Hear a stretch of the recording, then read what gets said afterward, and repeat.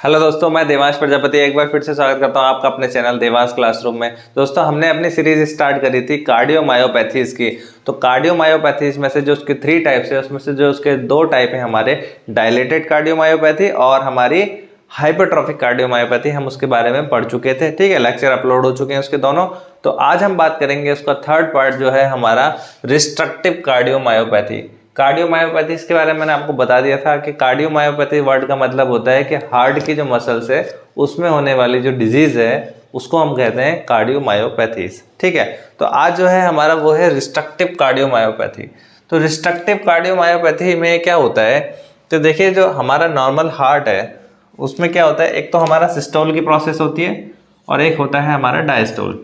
ठीक है, 2 चीजें उसके अंदर चल रही होती है, एक तो सिस्टोल होता है, एक डायस्टोल होता है। एक ऐसी कंडीशन होती है जिसमें हमारा पहले तो हमारा क्या होगा, जब हमारा डायस्टोल होता है तो उसमें क्या है, हार्ट के अंदर क्या है, ब्लड फिल हो रहा होता है वेंट्रिकल्स में। ये हमारी सिस्टोल की कंडीशन होती है, डायस्टोल की। और जब हमारा इस वेंट्रिकल इसको पंप करता है, यानी स्क्वीज होता है एकदम से, ठीक है, सिकुड़ता है, हम बोल सकते हैं इसको। इस टाइम पे इसको हम बोलते हैं हम सिस्टोल। तो 2 चीजें लगातार चल रही होती हैं, 2 कंडीशन, एक सिस्टोल हो रहा होता है, एक डायस्टोल होता है। पहले हार्ट के अंदर ब्लड फिल होगा, फिर वो उसको कॉन्ट्रैक्ट करेगा और पंप कर देगा बॉडी में। ठीक है, फिर इसके अंदर फिल होगा, फिर वो कॉन्ट्रैक्ट करेगा, पंप कर देगा। तो सिस्टोल डायस्टोल ये लगातार चलता रहता है। ठीक है, अब देखिए हमने पढ़ा था कि डायलेटेड कार्डियोमायोपैथी में क्या हो रहा था कि वेंट्रिकल डायलेट हो जा रहे थे, और हाइपरट्रॉफिक कार्डियोमायोपैथी में क्या हो रहा था कि जो हमारे वेंट्रिकल्स की जो वॉल है उसकी जो मसल्स है वो बहुत ज़्यादा थिक हो जा रही थी, मोटी हो जा रही थी, तो उस वजह से स्पेस कम हो जाता। लेकिन रिस्ट्रक्टिव कार्डियोमायोपैथीज में क्या होगा, इसमें जो उसका जो साइज है किसका, हार्ट का, जो उसकी मसल्स है, उसकी जो थिकनेस है, ठीक है, वॉल की, या उसका जो एरिया है, उस पर कोई भी इफेक्ट नहीं पड़ता है। यहाँ दिक्कत क्या आती है, हार्ट के अंदर एक फ्लेक्सिबिलिटी होती है अपनी। ठीक है, उसके अंदर एक मतलब कि जैसे कि जब उसमें डायस्टोल होता है तो वो क्या होता है, फ्लेक्सिबल होता है और उसके अंदर वो स्ट्रेच हो जाता है, फैल जाता है, और उसके बाद फिर वो सिस्टोल करता है तो फिर से वो सिकुड़ जाता है। तो ये 2 चीजें चलती रहती हैं। लेकिन रिस्ट्रक्टिव वर्ड से आपको पता लग रहा होगा यहाँ पे क्या होगा, हार्ट की जो हमारे क्या कहते हैं कि डायलेट होने की जो क्षमता है उसकी, मतलब उसकी जो कह सकते हैं जो इलास्टिसिटी है, वो अपनी इलास्टिसिटी को क्या करता है, खो देता है। मतलब यहाँ पर क्या है, जब डायस्टोल होना होगा तो वो डायस्टोल के समय पे क्या होगा, अपनी जिस तरीके से वो यहाँ पे ऐसे डायलेट हो रहा था, मतलब फैल जा रहा था, इलास्टिसिटी जो थी उसके अंदर वो अपनी खो चुका है। तो इसमें क्या होगा, फिर वो अच्छे से क्या होगा, फैलेगा नहीं।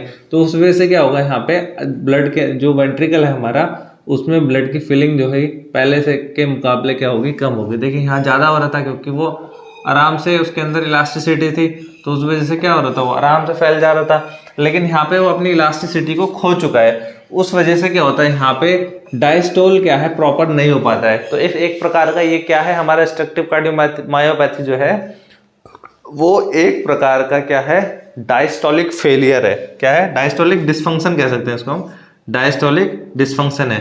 तो यहाँ पे क्या होता है, इसके अंदर डायस्टोलिक डिसफंक्शन होता है, मतलब कि यहाँ पे सिस्टोल तो प्रॉपर हो रहा है, कॉन्ट्रैक्ट तो अच्छे से कर रहा है, लेकिन वो अपने जो अपनी इलास्टिसिटी है, डायस्टोल करने की क्षमता है, उसको एरिया को फैलाने की क्षमता है मसल्स के अंदर जो फ्लेक्सिबिलिटी है, वो उस फ्लेक्सिबिलिटी को खो देता है। तो उस वजह से क्या होता है, हमारा डायस्टोल के टाइम पे उसमें क्या है, फिलिंग ब्लड के अच्छे से नहीं हो पाती है।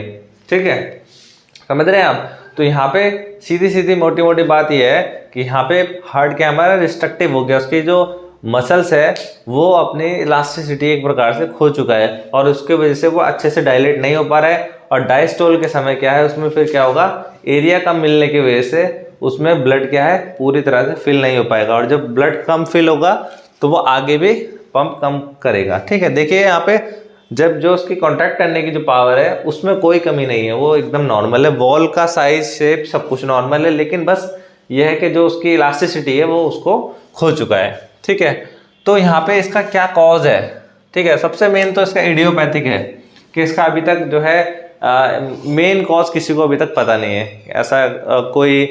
ऐसा कोई इंपॉर्टेंट कोई मेन कॉज नहीं मिला इसका अभी तक। ये क्या है, इडियोपैथिक, कोई कॉज नहीं है। ठीक है, या तो कई लोगों में जन्मजाति होता है। दूसरा यहाँ पर हमारा एमाइलोइडोसिस, ठीक है। अब यहाँ पे क्या होता है, एमाइलोइडोसिस में क्या होता है, एमाइलोइडोसिस में एमाइलॉइड प्रोटीन्स होता है हमारी बॉडी के अंदर जो कि बोन मैरो में बनते हैं, ठीक है। और बोन मैरो में बनने के बाद क्या है, ये हमारी पूरी बॉडी में डिस्ट्रीब्यूट होते हैं। लेकिन कई बार क्या होता है, बोन मैरो में प्रॉब्लम होने की वजह से जो प्रोटीन है वो एक गलत तरीके से कॉइल्ड हो जाते हैं और उसका एक कॉम्प्लेक्स टाइप का बन जाता है। और वो कॉम्प्लेक्स प्रोटीन जो होता है वो क्या है, हमारा हार्ट में जाके हार्ट की मसल्स में आके डिपॉजिट होने लगता है। क्या होने लगता है, जमा होने लगता है। तो वो यहाँ पे आके जमा होने लगेगा, ठीक है। क्या, एमाइलॉइड प्रोटीन, एमाइलॉइड प्रोटीन क्या है, यहाँ पे जमा होने लगा। मान लीजिए यहाँ पे जमा हो गया, वो इकट्ठा हो गया किसके अंदर, मसल्स में डिपोजिशन होने लगा उसका, वेंट्रिकल्स की मसल्स में एमाइलॉइड प्रोटीन क्या हो गया, यहाँ पे डिपॉजिट होने लगा है। और ये क्या काम करता है, एक प्रकार का, मतलब ये समझ लीजिए एक प्रकार का ये ग्लू है, ठीक है। मसल्स के अंदर एक फ्लेक्सिबिलिटी थी, लेकिन ये अंदर बीच में जाके घुस गया वहाँ पे और उसने क्या है, उसको चिपका दिया, जकड़न पैदा कर दी उसके अंदर। तो उसके वजह से क्या हो रहा है, यहाँ पे हार्ट की जो मसल है अपनी एक फ्लेक्सिबिलिटी जो है उसके अंदर, जो डायलेट होने की उसकी जो पावर थी उसको वो क्या कर रहा है, खो दे रहा है, ठीक है। किसके वजह से, एमाइलॉइड प्रोटीन की वजह से। तो एमाइलॉइड प्रोटीन की वजह से जब ये प्रॉब्लम आती है यहाँ पे, तो इसे बोलते हैं एमाइलॉइडोसिस, ठीक है। एमाइलॉइडोसिस ये एक कंडीशन होती है। और एमाइलॉइडोसिस की वजह से एमाइलॉइड प्रोटीन के डिपोजिशन की वजह से क्या है, हमारा ये देखने को मिलता है। वैसे तो इडियोपैथिक है, लेकिन कई मामले ऐसे होते हैं जिनमें पेशेंट के अंदर एमाइलॉइडोसिस होता है, तो उसमें भी ये देखने को हमें मिलेगा। अच्छा, एमाइलॉइडोसिस को अगर डिटेल में जानना है तो उसके बारे में एक अलग से वीडियो बना देंगे, ठीक है। फिर है हमारा हीमोक्रोमेटोसिस। हीमोक्रोमेटोसिस में क्या होता है, कई लोगों के अंदर क्या होता है कि जैसे हमारी बॉडी में आयरन का स्टोरेज होता है हीमोसिड्रीन के रूप में, ठीक है। और हीमोसिड्रीन के रूप में मतलब जो एक्स्ट्रा आयरन होता है उसको बचा लिया जाता है, मतलब स्टोर कर लेती है बॉडी।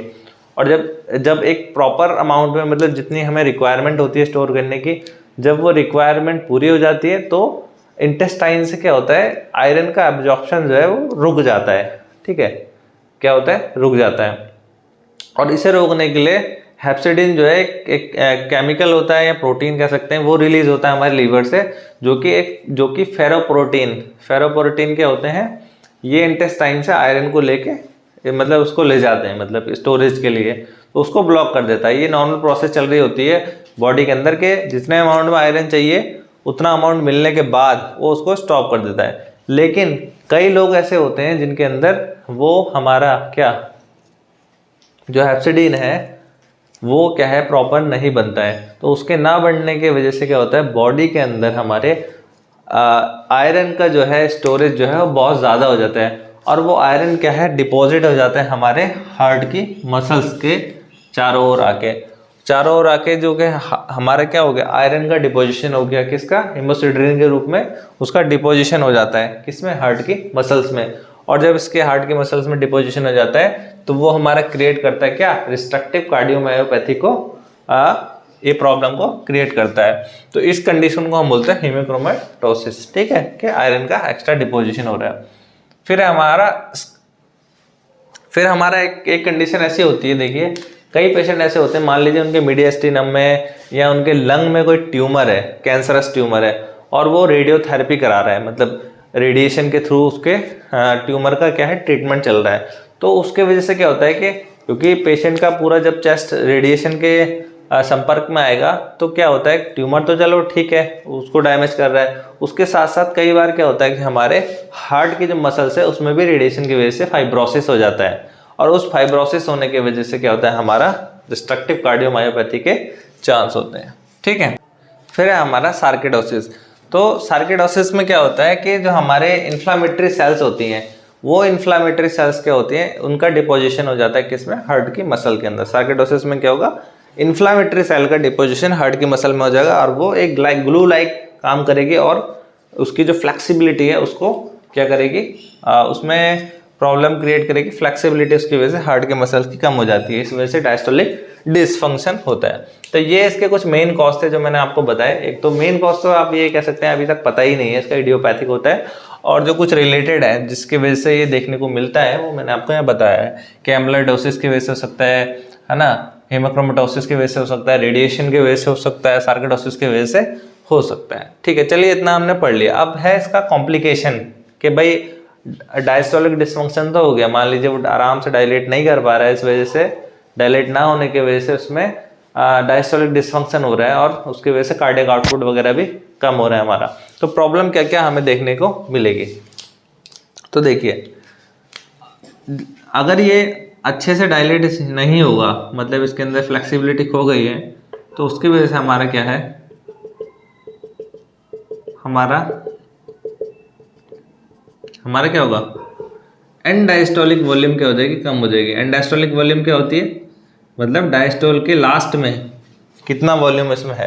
तो जब एंड डायस्टोलिक वॉल्यूम कम हो जाएगी, तो एंड डायस्टोलिक वॉल्यूम कम होने की वजह से जो हमारा स्ट्रोक वॉल्यूम है, स्ट्रोक वॉल्यूम क्या होती है कि हार्ट एक बीट में कितना ब्लड को पंप कर सकता है। तो जब ब्लड आएगा ही कम तो पंप भी कम होगा, तो उसकी वजह से क्या होगा, हमारा स्ट्रोक वॉल्यूम भी डिक्रीज हो जाएगी। और जब स्ट्रोक वॉल्यूम डिक्रीज होगी तो हमारा जो कार्डियक आउटपुट है वो क्या होगा, डिक्रीज हो जाएगा। और जब कार्डियक आउटपुट डिक्रीज होगा हमारा, तो क्या होगा, बॉडी में जो ऑक्सीजनेटेड ब्लड का अमाउंट है वो क्या है, पहले के मुकाबले कम पहुंचेगा। तो उसके वजह से हमारा क्या होगा, कॉम्प्लिकेशन पेशेंट को देखने को मिलेंगे। अब देखिए क्या क्या कॉम्प्लिकेशन हो सकता है। पहले तो इसमें डायस्टोलिक डिसफंक्शन होता है, पहला कॉम्प्लिकेशन तो यही है कि डायस्टोलिक डिसफंक्शन है, अच्छे से डायस्टोल नहीं हो पा रहा है। दूसरा है हमारा JVD, आप कह सकते हो जगुलर वेन डिस्टेंशन। तो देखिए एक चीज मैं आपको यहाँ बता देता हूँ कि हमारा डायलेटेड कार्डियोमायोपैथी हमने पढ़ा और हमने पढ़ा hypertrophic cardiomyopathy.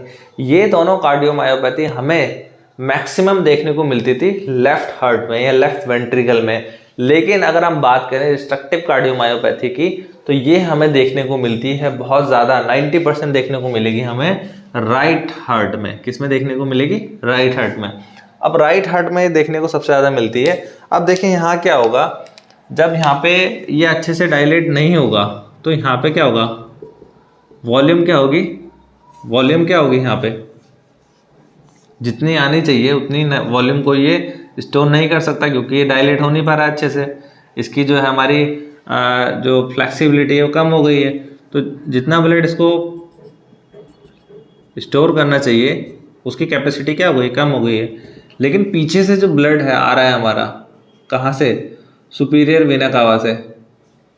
Superior vena cava से जो ब्लड हमारा आ रहा है और नीचे इन्फीरियर वेना कावा से जो ब्लड हमारा आ रहा है वो तो उतना का उतना ही है भाई, ठीक है, वो तो अपना उतना का उतना ही आ रहा है। लेकिन यहाँ पे इसकी जो कैपेसिटी है वो कम हो गई है, तो उसके वजह से क्या होगा, ब्लड यहाँ से ज़्यादा आ रहा है लेकिन यहाँ पे स्पेस कम है, ठीक है। तो उसके वजह से यहाँ पे हमारे एट्रिया में प्रेशर पड़ने लगेगा, बहुत सारा ब्लड जो है यहाँ पे एक्स्ट्रा स्टोर होने लगेगा और उसकी वजह से क्या होगा, ये बैक प्रेशर देने लगेगा। और इस बैक प्रेशर की वजह से क्या होगा, ब्लड जो है हमारा ऊपर की ओर क्या होगा, बैक प्रेशर देगा। इसके वजह से हमें देखने को मिलेगा पेशेंट के अंदर जगुलर वेन डिस्टेंशन। तो जो हमारी जगुलर वेन है पेशेंट की, वो आपको दिखेगा कि बहुत ज़्यादा डायलेट हो गई, फूल गई, उसके अंदर ब्लड का एक प्रेशर आ रहा होगा, बैक प्रेशर। स्क्रीन में आप देख सकते हैं, इस तरीके से हमें जगुलर वेन डिस्टेंशन जो है देखने को मिलेगा। और जगुलर वेन डिस्टेंशन किसकी वजह से मिलेगा, क्योंकि यहाँ पे स्पेस है नहीं और ऊपर से ब्लड आ रहा है, तो बैक प्रेशर ब्लड क्या होता है, मारने लगता है उसकी वजह से, ठीक है। क्योंकि अगर यहाँ से पूरा सर्कुलेशन ठीक हो रहा होता तो चलो ठीक है, जितना आ रहा है उतना वो उसको आराम से पंप कर पा रहे हैं, लेकिन जितना आ रहा है उतना वहाँ स्पेस है नहीं, तो उसकी वजह से वो बैक प्रेशर देने लगता है, ठीक है। तो जगुलर वेन डिस्टेंशन इसमें देखने को मिलेगा। फिर है हमारा हिपैटोमेगैली। देखिए ऊपर का तो हमने देख लिया, सुपीरियर वेना कावा में हमें जगुलर वेन डिस्टेंशन देखने को मिलेगा, JVD देखने को मिलेगा, ठीक है। लेकिन जो हमारा IVC से आ रहा है, इन्फीरियर वेना कावा से जो ब्लड आ रहा है, वो कहाँ से होते हुए आ रहा है, हमारे पोर्टल सर्कुलेशन से होते आ रहा है, हमारे लीवर से होते हुए आ रहा है। तो जो ब्लड नीचे से ऊपर की ओर जा रहा है वो भी प्रॉपर इसके अंदर अच्छे से सर्कुलेट नहीं हो पा रहा है, तो यहाँ पे भी बैक प्रेशर क्रिएट होगा। तो बैक प्रेशर की वजह से जो ब्लड है हमारा, वो बैक प्रेशर की वजह से क्या होगा हमारा, वो हमारे लीवर के अंदर भरने लगेगा। लीवर के अंदर बैक प्रेशर की वजह से क्या होगा, क्योंकि लीवर से आगे किससे जा रहा था, वो हमारे हार्ट के अंदर, लेकिन वहाँ प्रॉपर सर्कुलेशन ना होने की वजह से वो लीवर के अंदर ब्लड जाने लगेगा। तो उसके वजह से हमारा क्या होगा, हिपैटोमेगैली हमें देखने को मिलेगी, लीवर का साइज बढ़ जाएगा, ठीक है। इसको बोलते हैं हिपैटोमेगैली। कॉज क्या है इसका, यही, यहाँ पे सर्कुलेशन प्रॉपर नहीं हो पा रहा है। तीसरा है हमारा पेडियल एडिमा।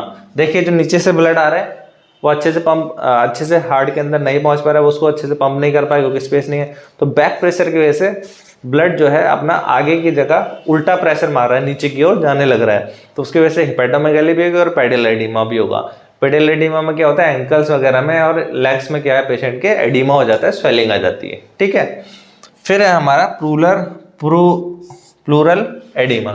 प्लूरल एडिमा में क्या होगा, जब हमारा ये कंडीशन किस में होगी, हमारे लेफ्ट हार्ट में होगी, तो जब जो लंग्स है, ये हमारा लंग्स है मान लीजिए, ठीक है, ये लंग्स है, लंग से ब्लड यहाँ से आ रहा है, यहाँ से इसको आगे जाके एओर्टा से बॉडी के अंदर जाना है, लेकिन यहाँ स्पेस है नहीं इतना, तो यहाँ पे भी क्या होगा, बैक प्रेशर क्रिएट होगा, बैक प्रेशर क्रिएट होगा, बैक प्रेशर, इसकी वजह से क्या होगा, हमारे फ्लूइड जो है ब्लड के अंदर से लीकेज होने लगेगा, किसके अंदर, लंग्स के अंदर। तो लंग्स के अंदर क्या हो जाएगा, वाटर का एक्युमुलेशन होने लगेगा, पानी भरने लगेगा, और इस कंडीशन को हम बोलते हैं प्लूरल एडिमा।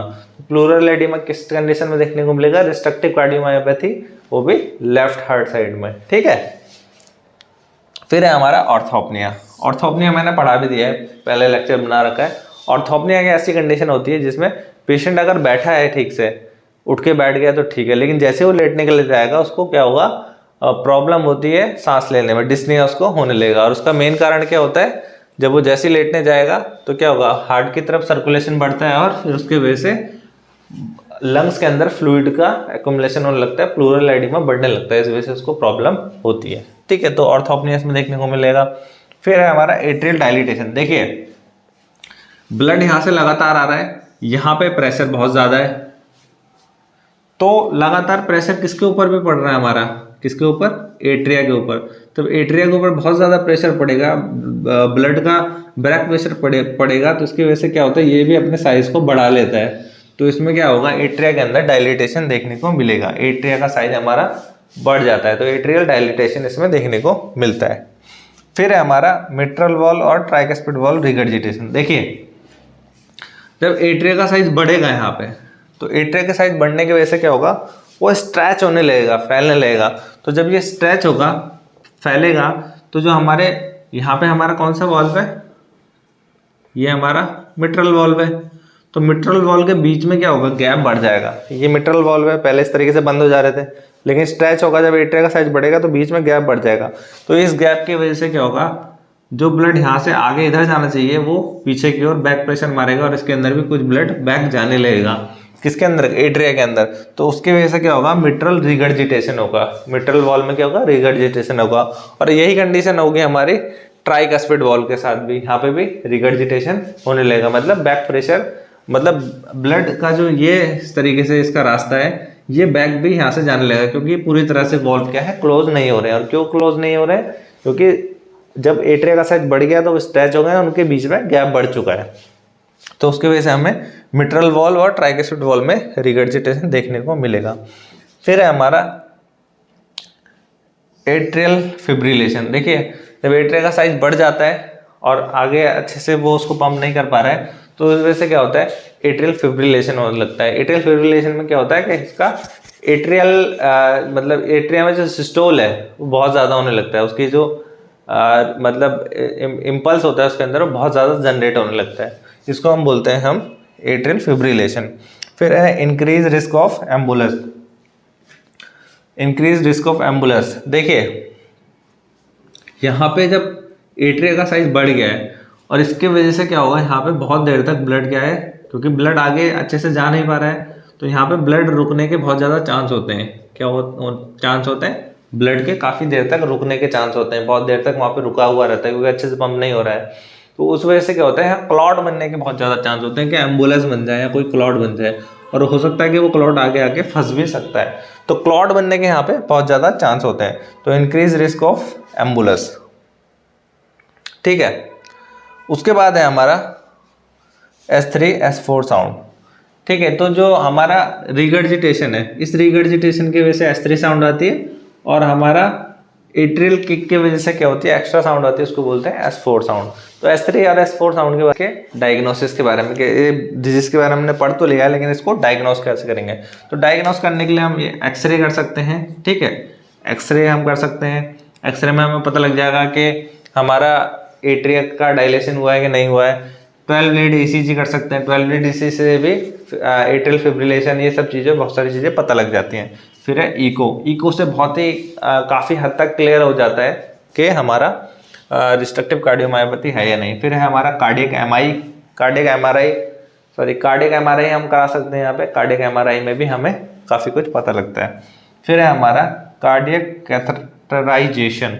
इसमें क्या होता है, एक कैथेटर को हम क्या करते हैं, हार्ट में डालते हैं आर्टरी के थ्रू, और उसके बाद हम उसकी जांच करते हैं, ठीक है। इससे हमें डायग्नोसिस में मदद मिलती है। फिर है हमारा एंडोमायोकार्डियल बायोप्सी। एंडोमायोकार्डियल बायोप्सी में हम क्या करते हैं, एक कैथेटर के थ्रू क्या करते हैं, हम अंदर जो मायोकार्डियम है उसका एक पीस जो है कट करके निकाल लेते हैं, उसकी बायोप्सी करते हैं और फिर उसकी जांच करते हैं कि ये जो हमारी रिस्ट्रिक्टिव कार्डियोमायोपैथी हुई है वो किस वजह से हुई है। इसका कारण जानने के लिए हम क्या करते हैं, उसको बायोप्सी करते हैं उसमें, ठीक है, किसकी, कार्डियक मसल की को निकाल लेते हैं अंदर से छोटा सा उसका पीस। फिर देखेंगे कि हम कि एम्लाइडोसिस की वजह से तो नहीं है, सार्कोइडोसिस की वजह से तो नहीं है, हेमाकोमैटोसिस की वजह से तो नहीं है, या फिर कोई अन्य कारण है इसका, उसकी हम जांच करते हैं, ठीक है।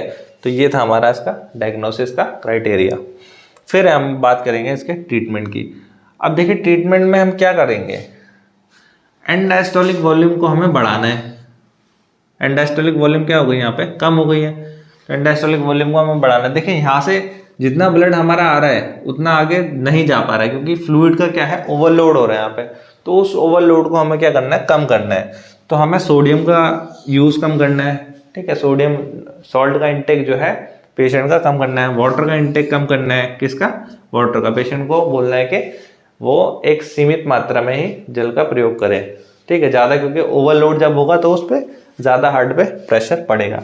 फिर है डायूरेटिक्स। देखिए डायूरेटिक्स से क्या होगा, जो एक्स्ट्रा वाटर एक्स्ट्रा फ्लूइड है बॉडी से बाहर निकलता रहेगा, और उसके वजह से क्या होगा, हमारा हार्ट पे लोड कम पड़ेगा। फिर है हमारा एसी इनहिबिटर और एआरबी और एसी इनहिबिटर की वजह से क्या होगा, हमारी आर्टरीज डायलेट हो जाएंगे, तो उसके वजह से क्या होगा, यहाँ पे भी लोड कम पड़ेगा, अच्छे से इसको पंप करने में दिक्कत नहीं आएगी, और जब भी अच्छे से इसको सिस्टोल करेगा तो ये अच्छे से पंप हो जाएगा। उसके बाद यहाँ पे क्या होगा, हार्ट पे हमारा लोड कम हो जाएगा, ठीक है। तो जो हमारा एंड ठीक है, ये एंड डायस्टोलिक वॉल्यूम है ना हमारे यहाँ पे, और हमारी होती है फिर एंड सिस्टोलिक वॉल्यूम। तो एंड सिस्टोलिक वॉल्यूम क्या होगी, हमारे यहाँ पे कम हो जाएगी, तो उसकी वजह से क्या होगा, हमारा कार्डियक आउटपुट बढ़ेगा। फिर हमारा बीटा ब्लॉकर्स का, क्योंकि हार्ट रेट अगर हम कम करेंगे यहाँ पे तो क्या होगा, ब्लड को फिल होने का डायस्टोल का जो टाइमिंग है वो क्या होगी, बढ़ जाएगी। तो उसकी वजह से कि डायस्टोल की टाइमिंग बढ़ने की वजह से ये क्या होगा, अच्छे से फिल हो पाएगा, और अच्छे से फिल होगा तो कार्डियक आउटपुट भी इसका अच्छा रहेगा। तो बीटा ब्लॉकर का हम यहाँ पे यूज़ कर सकते हैं। कैल्शियम चैनल ब्लॉकर का यूज़ कर सकते हैं। फिर है हमारा एपेक्साबेन।